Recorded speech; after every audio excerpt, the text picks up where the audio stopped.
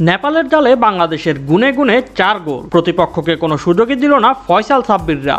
অনূর্ধ্ব-17 সাফে দারুণ এক জয় দিয়ে শিরোপা জয়ের মিশন শুরু করলো বাংলাদেশের কিশোররা। কলম্বোর রেসকোর্স স্টেডিয়ামে ম্যাচের শুরু থেকেই আধিপত্য ধরে রাখে বাংলাদেশ দল।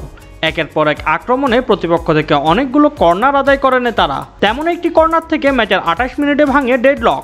অধিনায়ক ফয়সালের নেয়া কর্নার ফিস্ট করে রক্ষা করার চেষ্টা করেন প্রতিপক্ষের গোলরক্ষক, কিন্তু সেখান থেকে বল পেয়ে ঠান্ডা মাথায় নিশানা ভেদ করেন সাব্বির। প্রথমার্ধের বাকি সময় আরও কিছু ভালো সুযোগ তৈরি করলেও কাঙ্ক্ষিত গোল না করতে পারায় 1 গোলের লিড নিয়েই বিরতিতে যায় গোলাম রাব্বানি ছোটনের শিষ্যরা।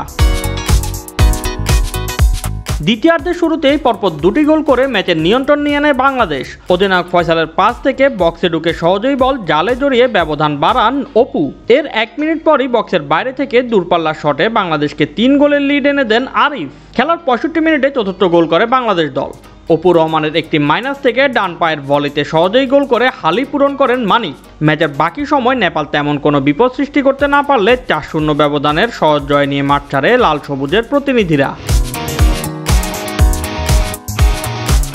এই জয়ে সেমিফাইনালে গ্রুপ এ থেকে 1 পা দিয়ে রেখেছে বাংলাদেশ দল। গ্রুপ পর্বের শেষ ম্যাচে 21 সেপ্টেম্বর স্বাগতিক শ্রীলঙ্কার বিপক্ষে লড়বে ফয়সাল সাব্বিররা। Shoaib Shams, BD sports time.